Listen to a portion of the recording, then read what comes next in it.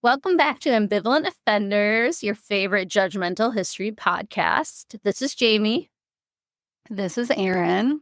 If you are a new listener, we are twins with a love of history. Oh, and judging people. We're really good at that. If you want to read more about us, our bios, or if you're like me and whenever you listen to a podcast and hear somebody's voice, you're like, "What do I look like?" You can visit either our website, link below, or our Instagram. We have a lot of reels. Erin's been just killing it lately with the Instagram. So yeah, I'm our social media manager. I try to go on Reddit and get those history buffs. But yeah, Erin's got all the... Please show me some love. Make it worthwhile for me. Before we jump into Isabella of France Part 2, I do want to thank those who have followed, rated, reviewed, and so on. We got a review today that was so sweet.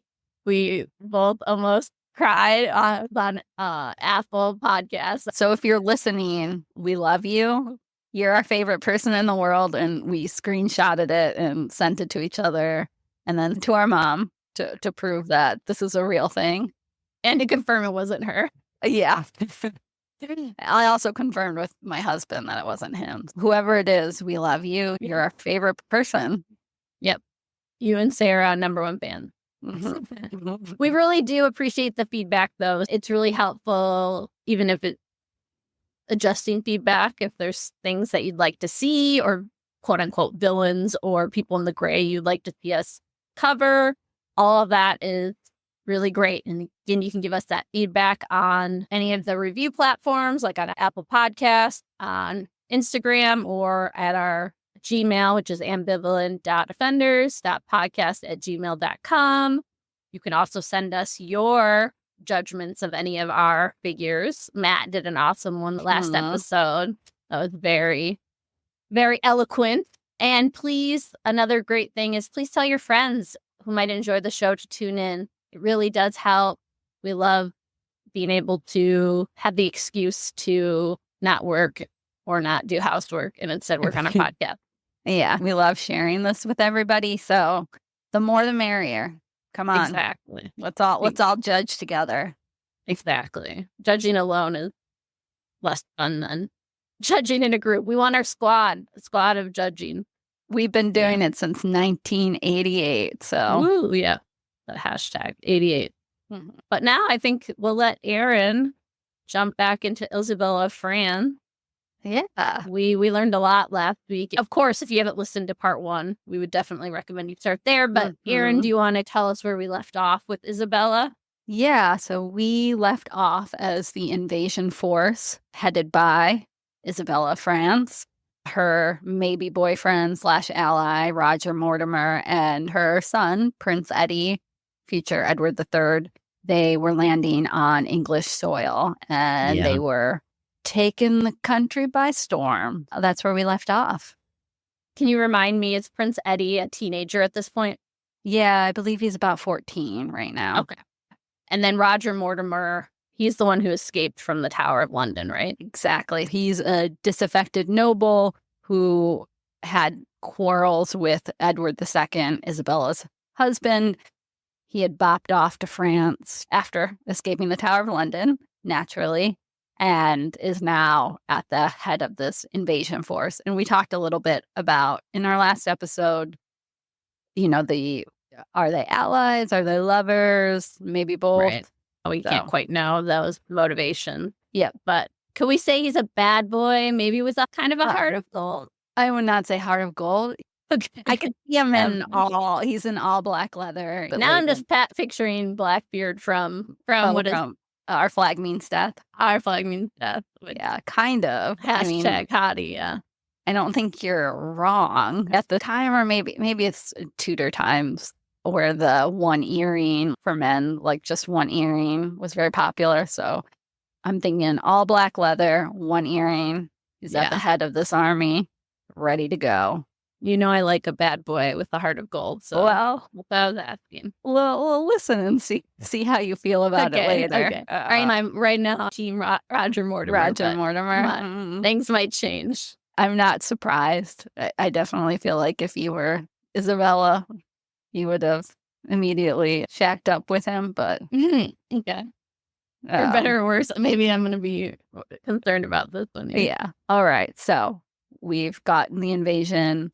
They basically show up on English shores and walk right through England, thanks to how hated the Despensers and her husband, Edward II, had become. That's how bad it had gotten.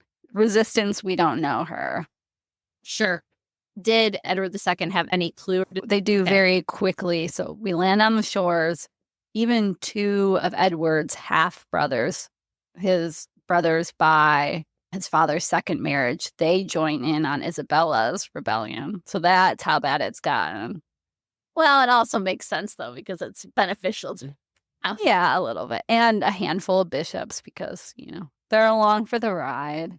Yeah. They're probably like, don't have anything else going around. Yeah, let's join the revolution. Yeah. I think pretty much you're in a monastery. I either sit here creating a manuscript or I go and join the revolution. Let's do revolution. Sorry, I had to kick out two offenders. Not ambivalent, definitely. And out of the gray area, yeah, they snuck into my room. Like somehow, I don't shut the door all the way. They know how to open the door. That's cats, man. I'm like, you got to wait till this episode's published here. Yeah, no sneak peeks. Mm-hmm. Not unless you got to join the Patreon for that. Mm-hmm. Then we can invite you backstage. So Edward, he does hear relatively soon, and he's in London. So he hightails it out of London by early October with that news of the invasion force. Destination, Wales. Was he basically giving up, though? Kind of. If you leave London, then you're... Yeah, he's basically forfeiting London and then hoping that he can gather people in Wales. Remember, we did talk about that he was the first English Prince of Wales. Prince of Wales, yeah. I need to point out the English part, otherwise Welsh people are going to come for me. He's the first English Prince of Wales, so he's basically just going there to hopefully recruit. The Despensers also have some land and property there, so don't think he's not going alone. Right. He knows that they're headed to London. I got to get out of here and then shore up support and an army in Wales. Okay. Yes. And he leaves his and Isabella's son, John, who's 10 years old. He's in charge of London. You can't even let a kid stay home, basically. They can't even sit in the front seat of a car. To be fair, he knew his wife's not going to do anything to the son, but I'm like, you didn't even bring him to Wales? I know. Like, I just picture him like handing the keys over, like, well, I've got to go. Hold down the fort. Literally hold down the fort. You can just take care of London for a little bit. It's going to be fine. Your mom's going to come back. She's going to be here soon. She's on the way. She's literally on her way right now. Don't worry about John. Isabella does send men for him. At least one of his parents cares. Oh, I'm really not liking Edward. I wasn't a big fan of before, but I'm not a parent, but I do question that move. I think he was with people, presumably. Well, I would hope. Yeah. But still, it's like, I see ya. You'll question that more later because I'll talk about what going on as this is happening.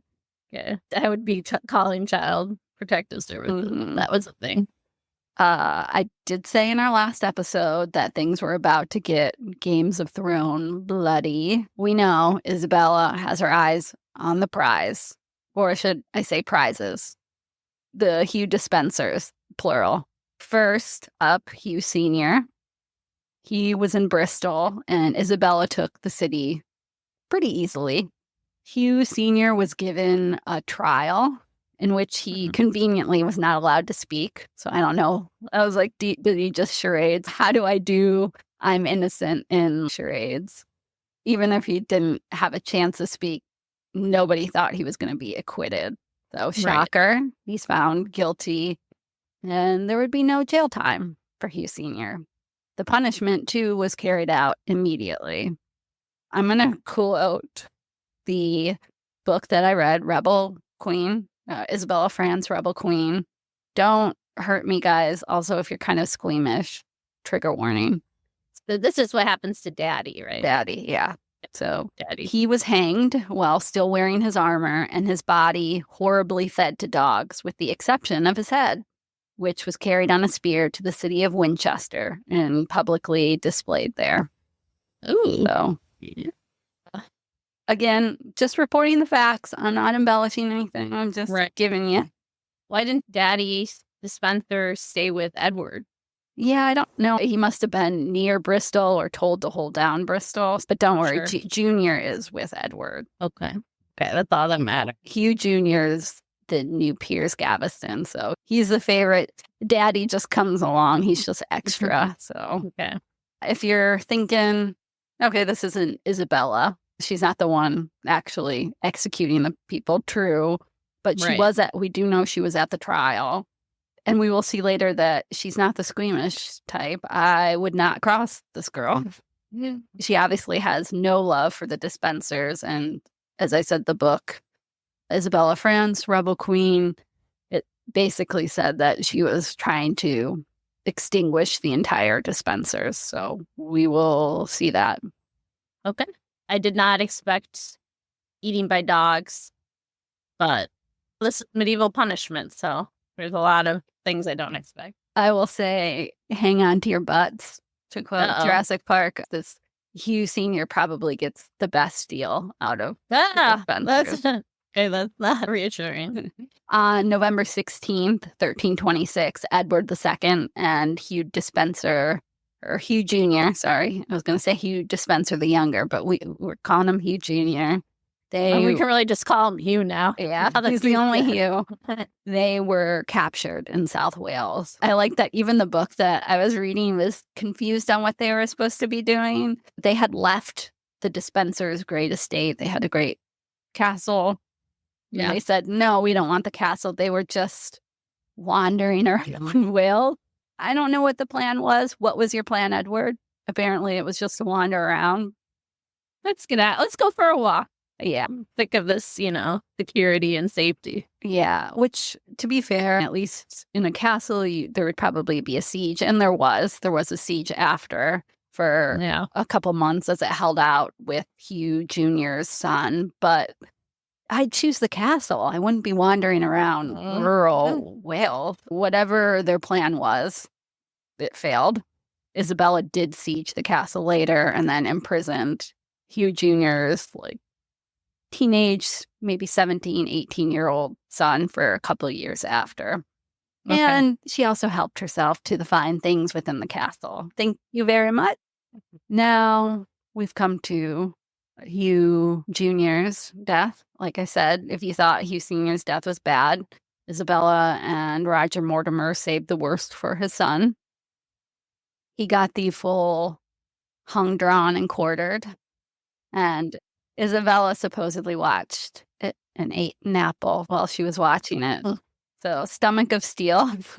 Yeah, I kind of like the Adam and Eve aspect of it. Oh, yeah, I didn't even think about that. Yeah. I mean, part of that is a little...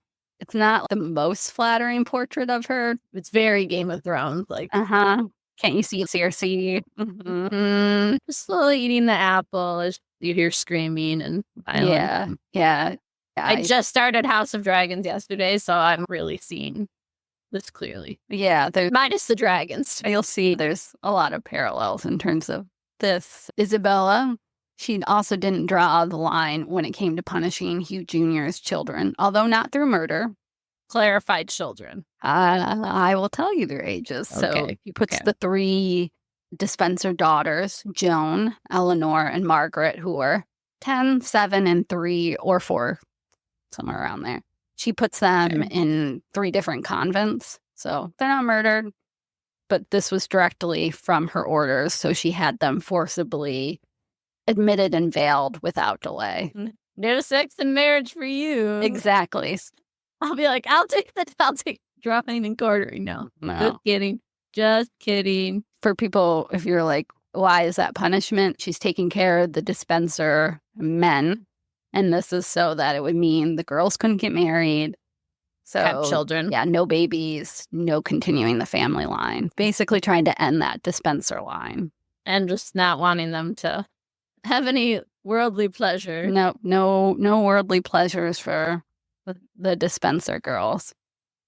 Now we'll go back to London. Okay. I'm glad, though, that the girls, like the 3-year-old, did you say 7 and 10? It was 10 and 7, yeah. 10 and 7, yeah. I'm going to give her props for just sending them to a convent. Yeah. It could be worse. I was a little scared. Now, London, this is happening around the same time. We remembered from our John of Gaunt episode that London loves a riot. Remember in the Peasants' Revolt and all the mischief they got up to? Well, we have another churchman. Papa? Papa? Like Papa Gapad? He's a bishop. Okay. Not a father. Exeter. Yeah. Well, he's beheaded by an angry crowd as he tries to get into St. Paul's for sanctuary. He's beheaded with a bread knife. What? How can you do that? I don't know, but they did it. Hold him down for a really long time. Yeah. I feel like it would be a lot of, at least my bread knives. I know. Mine are very dull. But theirs might have been a little bit sharper. I feel like you're gonna be here for a few days.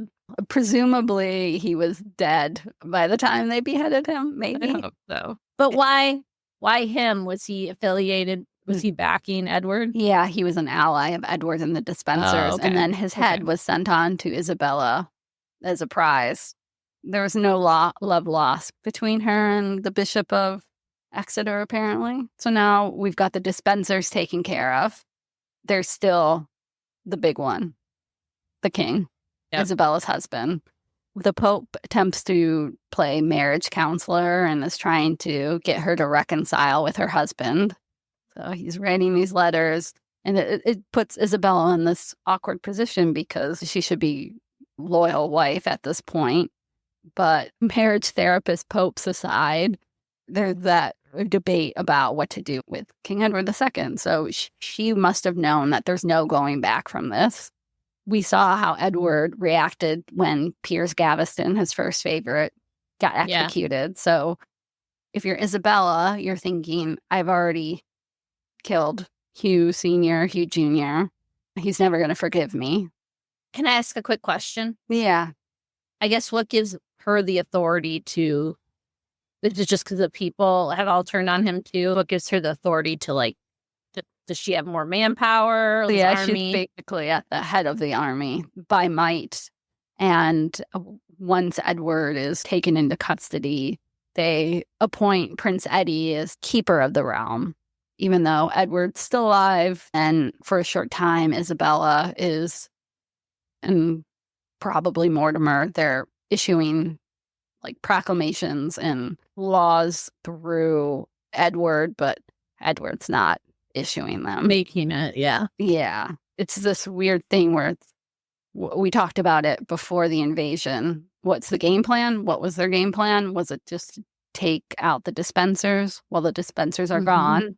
But now you have Edward II, the king, in custody. And Isabella does continue to send her husband gifts and letters. She doesn't see him. She says she wants to, but... Oh, I really do. I really want to, but... She says the ruling council says she can't, which I don't know if... It sounds like, oh, my parents just won't let me date you, or that date. They're really strict. I'm sorry. I really would go out with you. I really would. Mm-hmm. I'm just so busy. Is he maintaining his title as king? Is he still have that title? For the moment. Yes. Also, who knows if Edward really would have wanted to see her too, because one of her allies, the Bishop of Hereford, indicated that Edward kept a knife on him, which to use against Isabella, and maintained that if he had no weapon, he would crush her with his teeth. We talked about Isabella's ruling essentially through her son. It's complicated. Edward's still nominally the head. He's still king, but then that's untenable. It was decided that Edward II would abdicate the throne to go officially to his son. So Prince Eddie would become Edward III. Another connection with Alexander, abdication. Yeah, as we'll see, having a former king just hanging out in the kingdom is usually never good for that king. It wasn't for Nicholas either. But yeah, I mean, it is pretty similar because they are at a pretty similar age. Edward III, Prince Eddie. I know, they're all named Edward. he's around 14 years old. But don't worry, Isabella made sure that the Parliament granted her the right to call her the queen for the rest of her life. So she would still be queen even if her husband abdicated. But now we have the existential question for Isabella and Mortimer, what to do with a former king. Can I ask another question, though? She's still called queen. Is she acting as kind of like that Lord Protector type thing for her son? She's basically running the government. And you do, this is again where we come up against the lack of sources. Yeah. We'll see what happens during the minority rule of Edward III. If you like Isabella, you'll say, well, all the bad stuff is Mortimer's fault. Or if you don't like Isabella, you'll say that it's all her fault. It can be tricky, and that's what when we come to the judgment part, you're just going to have to make up your own mind. We're not going to have a very clear evidence of who was behind. Yeah, who did what thing. But we'll talk about some of the things that we know for sure that she did. It's hard because you have basically Edward III, he's very young, and then you have Isabella and Mortimer on both sides. And whether it's sources were there that we've lost or certain chronicles are better to Isabella than others, you kind of just have to go off either gut instinct or what limited sources there are. Right. And there's always bias in any sources, but especially looking at this time period and her being a woman, and there's all these layers. Exactly. Back to the Edward question, existential question for Isabella and Mortimer, what to do with a former king. Having an extra king around isn't ideal for a new regime trying to get their feet on the ground. And the king has no less than 3 plots in a pretty short period of time trying to free him. That's what I mean. A former king is always going to be a threat. Yeah. He's going to have either himself planning or other people trying to plan to put him back on the throne. Talking about sourcing, there's no way to know how involved Isabella was in the decision-making process and the conversations. Lack of sources. But for me, I would be surprised if she wasn't heavily involved. We know she was a political animal. I don't think she was just leaving things to the men, leaving it for Mortimer. I think that's a cop-out if you think that she's just having them solve it for her. At this point, she hasn't been just sitting on the sidelines. So what would make her suddenly be sitting on the sidelines with such a big decision? I think what you believe what happened to Edward II can color your opinion of Isabella. So we'll go through 2 options. Option number 1, the standard story, is that Isabella's husband, King Edward II, well, ex-king Edward II, dies of natural causes in September 1327. Okay. So I assume you believe that it was natural causes. It just coincided. Just happened to all that stress from being overthrown. Yeah. There's a very, very crude story that most people, if you know Edward II, you probably know there's a story about how he supposedly died with a red hot poker up the asshole. Not true. We know that obviously comes in the story much later. There's no contemporary evidence. It's probably that's like a homophobic thing that comes later. It's usually repeated even in sources that you would think would counter that, but we know if he was murdered, it would more likely be strangled, smothered on Isabella's orders, on Mortimer's, both. You know, natural cause. Something that would look natural. That's up to your interpretation. Now I can hear you saying, well, what would be option number 2? Because we got dead. I don't know. Normally I go with exiled, but then he can build an army somewhere else. I would say continue to be imprisoned, but you already mentioned how there are already some plots. And even after it was announced that he was dead, we'll see that doesn't stop plots. I'll tell you what the second option is. You don't have to guess anymore. Okay. Well, yeah, those are the things that naturally come to mind. Exile, imprisonment. The other option is, and going to sound crazy, and you're going to say this is a conspiracy theory, but there is actually some fairly compelling evidence that he might... Aliens? No.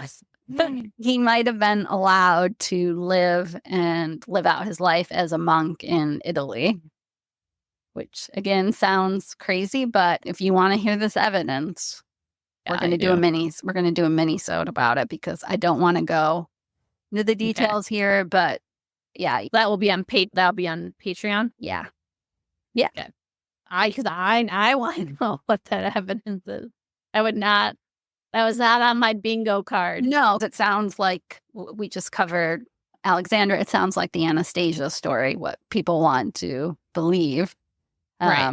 But especially one letting him leave the country, live, and then as a monk, and then just assume that he's not gonna stir up any trouble there. Yeah. I mean, pinky promise. I'm not saying that is what happened, but there is much more compelling evidence than it sounds. It sounds ridiculous. And I know, yeah, you guys are like, I would not have guessed that. No, yeah. But we will go through some of the evidence in our Patreon. And so you have to join Patreon in order to hear that. And it's really interesting. So I'm really excited to talk about that. But cool. Our Patreon members will enjoy that. And like I said, there's more to it than I thought when I initially heard this. It's like, no. That's not what happened. Yeah. I will say we have heard in part 1 that Edward felt much more comfortable around normal, common people, fishermen, carpenters. So we'll put it out there. It still sounds a little bit like, oh yeah, we sent our dog up to a farm up north, needed some more space. Crucially, it is announced in Parliament that Edward II has died. So the official record is he's dead. The regime is not saying that he's out in Italy. Oh, it's almost worse to say that, even though they're saying natural causes, to say he's died. Yeah. In terms of, obviously, once we get to the judgment part on Isabella, what you believe about Edward's fate is really important. If you think she had her husband murdered, even if she didn't physically do it, it becomes harder to find her sympathetic. It's one thing to take care of the dispensers. We all agree we hate the dispensers, but her husband, the king, that's all kinds of complications, both personal and political. Yeah. I don't want to start arguing about that yet, but yeah. I don't think Edward should be. Okay, I'm going to wait. Another little side note, if you're like, you're still thinking about the theory that he didn't die, there's a story that after the funeral, Isabella met with the woman who had embalmed Edward's body and spent some time with her, questioning her, talking to her. We don't know. We don't know what was spoken about at that point. You would also think that they weren't displaying his body. There wouldn't have been. It's not like everybody would have seen him. Just throwing it out there. But for us, he's gone. He's out of the story, whether he's in Italy living his best monk life or dead. And now his teenage son's ruling, except, again, not really. Not really. Through Isabella and Mortimer, they're the ones who are really in charge. And we've already talked about, it's hard to tell who's making the decisions. Which joint is it coming from, one or the other? Do we have any idea of how the new king, Edward III, feels about his mom?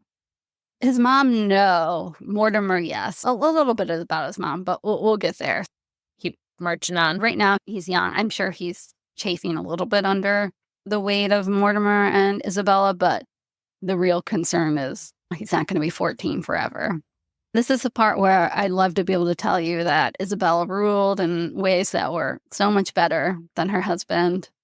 But if you know this podcast, that would be too easy.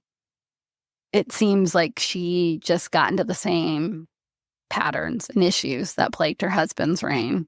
We were rooting for her, and this is the part that does complicate her legacy, because As soon as she gets power, just She's say, power hungry. yeah. The first thing she does is grant herself a shit ton of money, more money than anybody besides a king has ever had. The book that I read already referenced it. They said it was a third of the entire annual revenue. We know her income was taken away by Edward, her late husband, R.I.P. maybe. I also might write myself a giant check to compensate myself for the dispensers. Yeah. I'm just thinking of our country, of the revenue coming in from taxes. Yeah. Obviously, we don't have a monarchy, so things would be way different. But the leader was like, it's going to take a third of them. What makes it worse is that the actual king and queen, her son, King Edward III, he's married Philippa of Hainault at this point. We talked about how Hainault was involved in the invasion in part 1.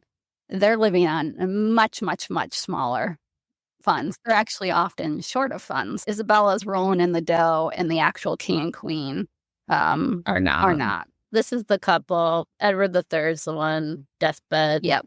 Mistress. Mhm. Okay.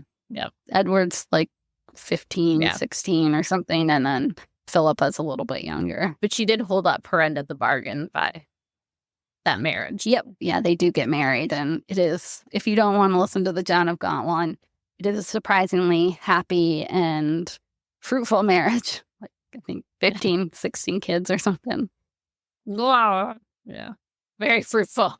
Too much fruit. Yeah, too much fruit. It is also surprising how happy and successful it was, since this time of their life is very stressful and a lot of intrigue. Yeah. Now, knowing he did not have a great child. But no, I mean, he's you basically, can see a very healthy relationship. he's basically the kid in between a really bad divorce between his parents. Although Isabella and Edward, they did not get divorced. Edward just died. Isabella also gave herself some cash grants to pay off debts abroad, debts that had already been paid off. So a little sketchy. So she gave herself money to pay off debt that had already been paid. That was her excuse. Yeah. So fraud. Yeah, fraud. Don't worry, Roger Mortimer wasn't left out either.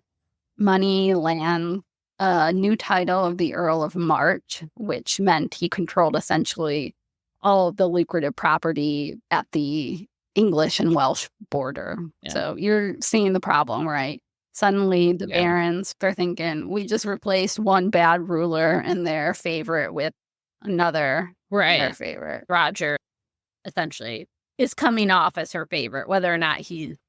Yeah, whether it's romantic or he has a wife and a shit ton of kids too. At least. Yeah. I think at least. I don't know. Even if it's not a romantic favorite, it's, hey, you helped me in this invasion. Now you get the goods too. Yep. We talked about the same thing with Piers and with Hugh Jr., that we don't quite know the relationship, but regardless, it's basically the same thing. Within a couple years that Isabella and Mortimer ruled in her son's stead, they managed to basically turn all of their allies against them, including, we talked about Edward's half-brother who joined in the forces. His name was Thomas, the Earl of Kent. Despite declaring Edward II dead, we talked about there continued to be plots to bind him or free him. So people weren't believing it, including by this Thomas, Earl of Kent, his half-brother. The regime has to tamper down on that. Thomas, the Earl of Kent, was promptly executed for this rebellion. They also had a proclamation that declared you'd be arrested if you mentioned that Edward II was still alive. So obviously the fate... Don't even talk about it. Obviously the fate of Edward II was something that Isabella and Mortimer could not escape from. Whether you think they had him killed or sent off, that was supposed to be the end of it. It's not the end of it. That would be annoying. Yeah. I'd be like, we got rid of that guy. Yeah. And everybody still chattering and talking. You like the proclamation of don't even talk about it. I already talked about at the beginning that it's hard to entangle what of this mess we can put on Isabella and what on Mortimer. Again, easy to dismiss and say all the failings are Mortimer's fault, but we did see that Isabella had no problem spending great money, sums of money on herself. But to kind of summarize how bad things got in terms of the Isabella and Mortimer ruling, when Isabella's son, Edward III, finally takes control of the government, there was just a little bit over 40 pounds left in the treasury. I'm like, that's not even enough to DoorDash something. And so I do want to use this quote from the book that I've been referencing, Isabella of France, Rebel Queen. That's not a quote. The DoorDash, that's not a quote. It's not, but I just think this sums it up so good that you need to process it. If Isabella is to be praised for her good deeds and characteristics, she must be held equally responsible for her bad ones, and not lauded as an empowered woman when doing something an author approves of, but then painted a dupe of unscrupulous men when doing something less laudable. Isabella is a very long way from being the notorious she-wolf of myth, but neither did she suddenly become a passive, compliant victim of men when things started going wrong during her regency. It dishonors her to paint her as one. So that's what we That makes sense. About. Yeah. You can't be like, yeah, she's pushing back, she's fighting, and then, during the rule, now she's just a little girl. Yeah, she's just a girl. Yeah, she's gonna let Mortimer make all the decisions. If we're giving her props, we've also got to look at her and see that she left 40 pounds in the treasury. Right. So now she's fiscally irresponsible. Yes, at minimum. Now we're going to talk about that problem that Isabella had, that her son was not going to stay a minor forever. So as he approached age 18, he was already a father himself. Philippa had given birth to a person you know, the Black Prince from the John of Gaunt episode. Yeah. Edward III and his friends decided they'd had enough of mom's boyfriend, Roger Mortimer, ruling everything, and they devised a plan. To quote one of Edward's friends, "It's better to eat the dog than to be eaten by the dog." Are there dogs again? They're not dogs again. I think metaphorical. Like, are there literal? No. Okay. Well, there were literal dogs. Or metaphorical. I just wanted to clarify. This friend, he's writing the taglines. He's good. Okay. Metaphorical dog. I normally wouldn't ask, but so you senior was fed to dogs. Just had to clarify. In October of 1330, Edward III and his friends snuck through a secret passage in Nottingham Castle and surprised Mortimer in his mother's quarters. They weren't there by themselves. Okay. They were having a meeting with a bunch of people. It was chaos. Mortimer was arrested. At least one person was killed.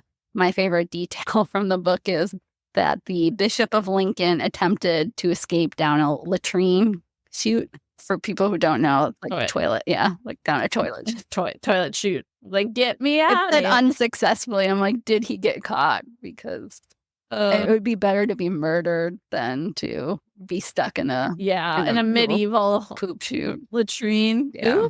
Yeah. There's a punishment there. That's what happened to Edward II. They sent him down the poop chute. Mortimer would be tried for his corruption and crimes, including the murder of Edward II. And he would be hung for it. Not hung, drawn, and quartered. Just hung. But wow, that's nice. But merciful. Yeah, Mortimer's gone. I'm going to pull out another quote. I know I keep quoting, but I think this really sums up how bad the regime had gotten. This is how precarious Isabella and Mortimer's position had become. So tiny, their circle of allies, that it took Isabella's son and barely 20 other men a matter of minutes to overthrow them. So, kind of damning. Very much so. Because she was the mother of the king, she was kept under house arrest. Isabella is not going the same route as Roger Mortimer. Right. She would not be indicted for any of Mortimer's actions, although, once again, I don't think it's necessarily out of the kindness of his heart. It's his mother, and it looks bad if... Bad. Yeah. You execute your mom. And accusing your mom. But with the house arrest, like, I guess I'm trying to think. Is it like, I'm accusing you of this, so you're under house arrest, or more of a no? It's just like the people wouldn't know, like the the average. people in Mortimer's trial and such. She's not mentioned at all. So this is more. He's just keeping her under watch, but it's not forever. We do have to think about it. It's not necessarily that Edward III didn't think his mom was guilty of anything. Even in the medieval period, it's frowned upon to execute or punish your mother in, bad ways. Yeah. So, and at this time, Isabella's only 34. Oh my God. Which, so she's younger than us. We already talked. I sent you a screenshot earlier this week about she's 30. So I will remind you, she's 34 and she's a grandma already. Oh, yeah, I didn't mention that. Now I'm putting that together, but that's because of the Black Prince, who is Edward III's child. She's a grandma, 34. That's so young to be taken out of the political sphere in which she spent an entire life. Yeah, that's what I mean. Her house arrest be one thing. I guess I was picturing her closer or in her 40s, but that would make sense. It hasn't been that long. No, and to be 34 and be under house arrest by your son. It's not super strict. She's not under that for the rest of her life. Eventually, she does get welcomed back into the family fold. She's coming to the court for holidays. She seems to have been particularly close to Philippa of Hainault, so Edward III's wife. We know that she spent time with Edward III, her son, but we can't know how close they were. But it's just, for me, I'm just thinking she's someone whose life has been full of adventure, intrigue since she was married at age 12, and she suddenly has no power, and she never would again. So she's left to more domestic pursuits, the usual things that a queen does. I feel like that's almost punishment enough for somebody like her. She has to be granny. Yeah, she has to be granny and do all the grandma stuff at 34. Yeah. I feel like if I were at Edward, though, I would not want her talking to my wife. I'd be like, don't give her any idea. Yeah, she won't die till 1358. And so this is around 1330. So it's 28 years. She has 28 left to live, where she's welcomed into the fold. She does seem to have really loved the Black Prince. Who didn't? I know, everybody loved him. What else does she do with her time? We know she owned a lot of books. She had a beautiful white leather King Arthur one. Presumably, our girl did a lot of reading. But when you read the biography about her, this is kind of where life ends for her, as we know it. She does the domestic things, but 28, hanging out with your grandchildren and reading, no invasions, no more Roger Mortimer. Yeah, nothing noteworthy. Yeah. She dies August 22nd, 1358. And then whether it's propaganda or not, perhaps to ease her conscience, who knows? But Isabella's buried with Edward's heart placed in a casket, interred with her. If you're like, oh, it's weird, the heart. Why does she have his heart? At that time, it was very popular. You remember when we went to France and they'd be like, part of Richard the Lionheart is buried here. They would sort of bury. Yeah. They would scatter that. So she's buried. Here you go. You get an arm. She's buried with her husband's heart. At first, I was like, maybe that's more sinister, but maybe I'm thinking too hard about it, because she also requested that she be buried with or in her wedding clothes from her wedding to Edward II. Oh, she's optimistic that she still fits in her 12-year-old. I'll go with the book. But they said presumably it was just in the casket and not, she wasn't wearing what she was wearing at 12. Yeah. I was about to say, I mean, I haven't gotten any taller since 12, but I'm pretty sure I would not fit in nor would I want to wear anything I wore when I was 12. I'm just like, I can't, is this propaganda, or is this, hoping that we all forget about that little invasion that she did, or was she truly not involved in his death? If he even died at that time, we don't know. So we have reached the hour of judgment. I know we have a lot to unravel. And again, there's a lot of, I like to call this, and I've used it in our other ones, choose your own adventure. Where it's like, for me, there's two Isabellas, right? There's the victim who's married at 12, married to a man who loved others and prioritized others more than her and got forced into making an impossible choice that she didn't want her husband dead. She just loved him too much. She didn't want to share him.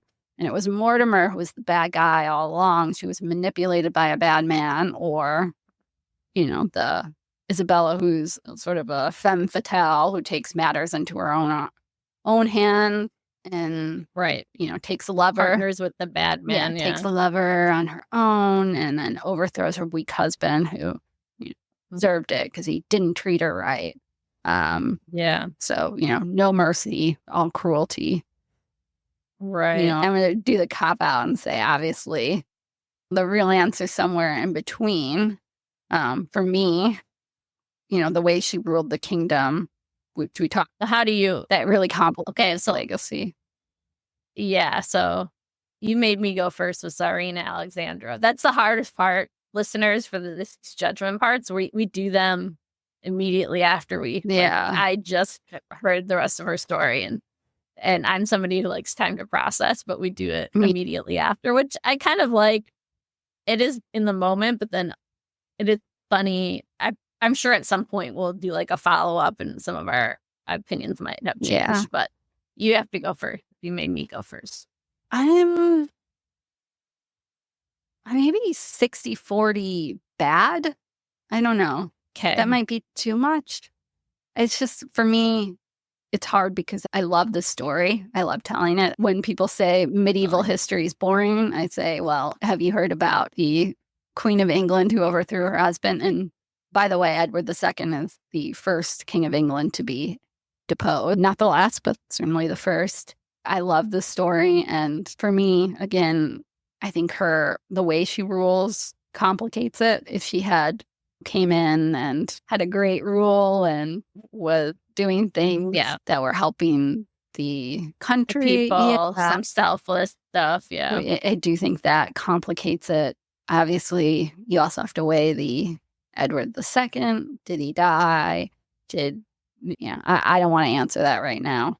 But again, I think it is a cop-out to say that everything that went bad was Mortimer's fault. At the very least, she's guilty of raiding the piggy bank of England. And it's so frustrating to see her fall into the same traps that Edward II did.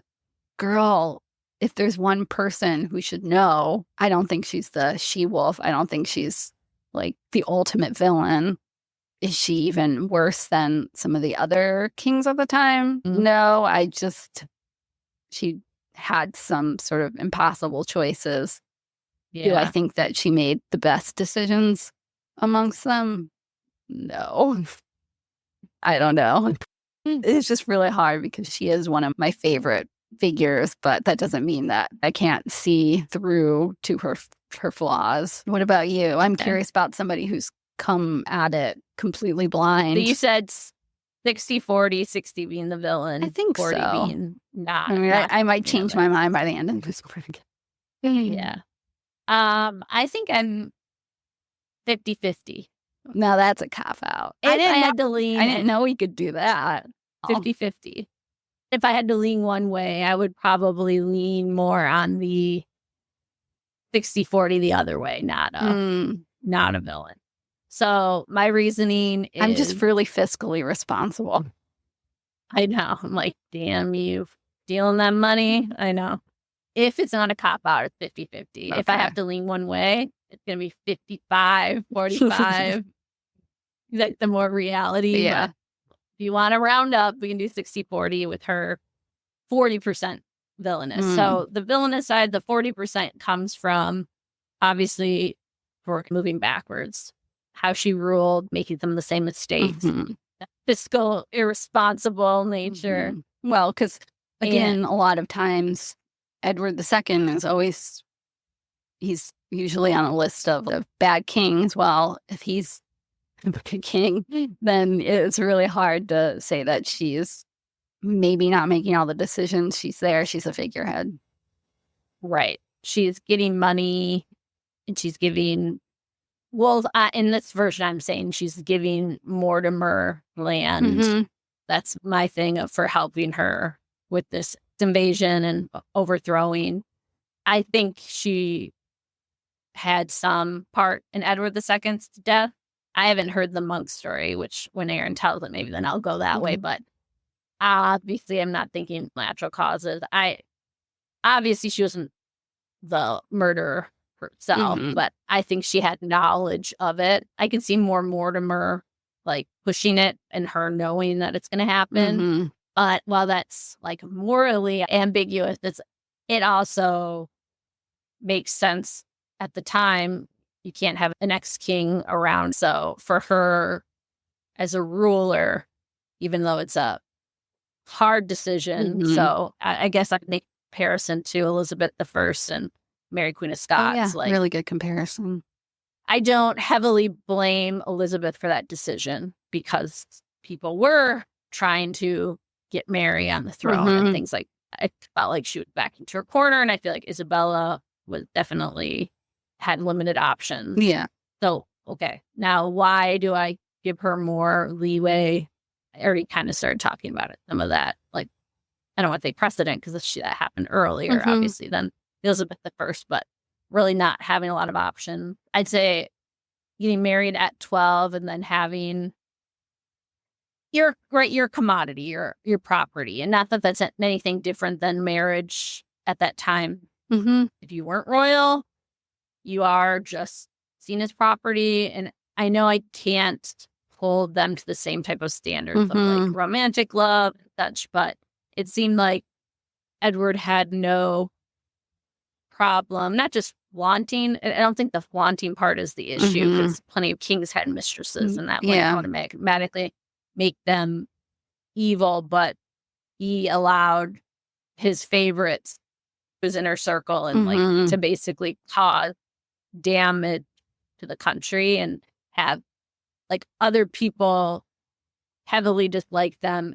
and not just because of the nicknames Pierce gave or because they were a favorite. They were, if anything, I feel like he was, I want to say duped, but like kind of blind to their negative pieces. And I feel like when she went to France, that was like her way out. Okay, I'm going to France. And I don't even know if when she went to France, we don't have sources. I'm just trying to imagine in my brain. I don't know. And I don't necessarily think that she automatically was like, I'm never coming back based on like the letter she wrote. Yeah, I don't think I mentioned it in that, but there is the way that some people tell the story. They'll say, oh, she helped Mortimer escape from the tower and then she was going to join him in France. At least from the evidence that we have, they would have known each other, but we have no connection, like that kind of connection until France. There's a lot of people who try to connect it. And again, especially for some of the fiction, making Mortimer and Isabella into this giant love story.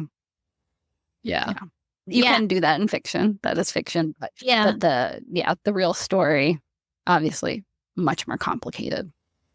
Right. And I'm not going to even I'm not even going to analyze the relationship between her and Mortimer. I did it. To me, what I think at its very least is they were helping each other overthrow the king. Like they were, right, at minimum, they saw in each other power and either title or whatever they needed to overthrow the king. They don't fault her for that. As I said, I feel like because of how Edward was really not interested in ruling and doing all these things with his favorite, I can see why it would be like, nope, I'm going to take the throne. And obviously, she didn't harm her children. Not that that would be like necessarily the first thing to do, but Prince Eddie could be this hard piece because knowing that he would then inherit the throne, he could also have died of natural causes, something like that. If she was, to me, like truly evil. Yeah, like if she really wanted to. If she didn't rule. So then she could have ruled until her death. And I think the fact that with Hugh Jr.'s daughters, right? That's the the convent, 3 girls. yeah. Yeah. I mean, to me, that's mercy, as merciful as you're going to get. I know, obviously, it's not giving them any agency and it's stopping the family line, but the fact that she didn't just secretly have them again killed or had them suddenly disappear from the record, things like that. I think that a very merciful. Yeah, and it's not unusual for young girls or boys to go into the monastic life at that point. That was a route. Even the royal family, they would sort of leave one kid, especially if you weren't. Yeah, they'd leave one kid in reserve and we're giving you to the church. Oh, yeah. Yep. So I just think, to me, I don't think she's like a boss bitch and things like that. I think she obviously made some mistakes. It's just especially when that's why finances. When I thought of somebody who fit the gray, I thought she was perfect because you see so much of her that you commend her for, that she did in a lot of ways. Yeah, even though she's not a boss bitch, she's not that, but she took it upon herself to do those things, whether or not those things were good. Right. I think another thing to come back to of why I maybe give her a little more leeway with the money piece is what you mentioned, like when Edward took her lands and she wasn't getting that revenue. I'm a little more forgiving because of like, she's essentially, did she have to take a third of it? No. But then why? If she knew what it was like to do that, then why are you doing it to your son and daughter-in-law? Right. That's where some of that other piece. That's why I'm not letting her totally off the hook. We'll say 55-45. I just lean a little bit the other way because of the things that were done to her by her husband not being a good ruler or really a particularly good husband. And her having, if not obviously the official backing of her brother, the King of France, but basically being like, I do have people who would rather see me on the throne and would support. Like, she had enough support to be able to overthrow him. Oh, yeah. She obviously negotiated, whether it was her and Mortimer getting that alliance with Hainault, they wouldn't have been able to invade without that. So she played regardless of whether she was the driving force, she played a good game. Yeah, and she paid up. I wasn't sure since they were, you said, a pretty minor. Nope, they paid up. If I can't do 55-45, then I'm going C40 still with her. Well, the ultimate question is, does this make you like medieval history more? Yes, this story was interesting.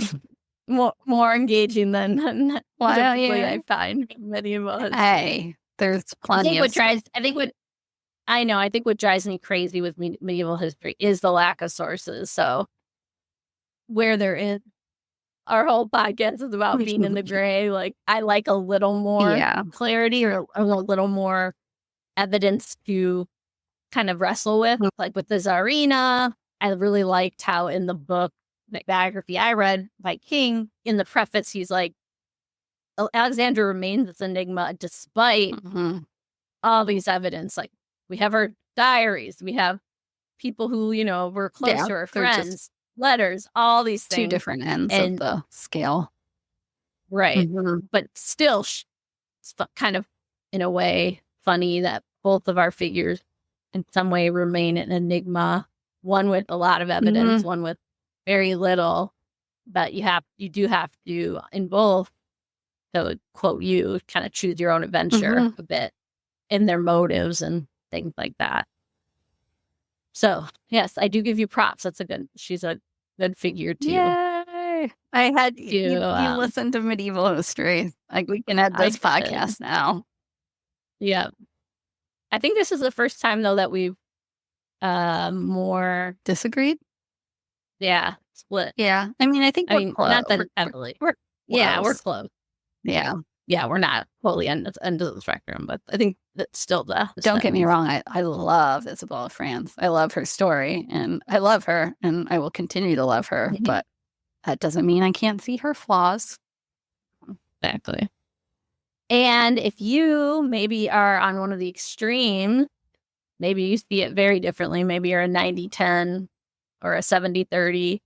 As we said, listener feedback / listener judgment we'd like to have via segment. Please send us. It can be as easy as, I think Matt just recorded as a voice memo. Yeah, just voice memo. Send it over to the Gmail. Yep. ambivalent.offenders.podcast@gmail.com. Send us your opinion. It could be on Isabella, it could be on anybody else. But I'd be especially curious with her. I think she's one that definitely leads a lot of ambiguity and can really go in many different directions based on how you feel about certain acts. But I'm really looking forward to your monk does Edward II become a monk in Italy Patreon episode. So I think we should, when you do create it, I think we should at least put a few minutes on the regular feed so people can at least hear a little bit. Thank you, Erin. Thank you for sharing that super interesting story, one that I had no clue about. Now I can add to my list of historical figures who live in the gray. Anything else that we should shout out or say, Erin? No, I think we've got everything covered. Again, rate, review, make us happy. Tell your friends. Hopefully, we can continue to tell these stories because they are super fun for us to tell and hopefully equally as fun to listen to. So we will be back on our regular Sunday, which I'm like, how are we going to go back to once a week? I don't know. Maybe we won't. Maybe we'll end up having to do minis in the Jamie, middle. But do you want to give a preview or a hint on who's coming next? I'm going to give a little preview. So right now, it looks like it's for sure going to be just a one-parter. I wanted to do a one-parter, and it's going to be more modern history, United States. Ooh. This is somebody who conversations about him have come back into cultural discourse, people talking, society, kind of doing that judgment in the last few years because there's been a few movies made about his life. And then famously, there was a movie made about his spouse's, his wife's life based on her memoir. If you haven't guessed who it is, I'm going to be doing Elvis next week. My plan is have it be a one-parter since we've been doing a lot of 2 and 3 parters, which are great because they can cover a lot of information, but I can cover Elvis in one. But now I'm worried that I committed to something I can't do. Nah, the second part will just be us covering Elvis songs. Just actual covers of Elvis songs. We know we've already sung another episode, so there has to be at least one Elvis singing. Not it. You say that now, you're going to be drawn into it. Per usual, our normal posting either Sunday night or Monday morning. Keep following Instagram to see exactly when that will come out. And like I said, we might have to figure out what to do with our midweek because now we set this precedent. We'll figure it out. We'll figure it out. For sure, the Patreon, because that allows more content anyway, and one more full episode per month. But all our listeners, whether you're on Patreon or not, we really appreciate you, as we said. And follow, subscribe, tell your friends, rate, review. Bye. Goodbye. Good night.